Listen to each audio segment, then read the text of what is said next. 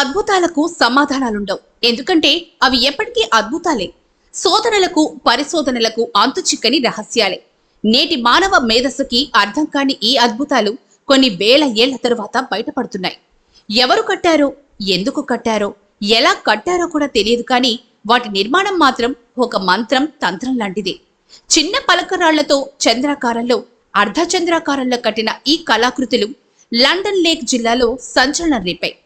పర్వత ప్రాంతాల్లో పురాతన కాలంలో ఆదిమ మానవుడి నివాసమని భావిస్తున్న కొండల్లో, లోయల పక్కన ఇవి కట్టారు.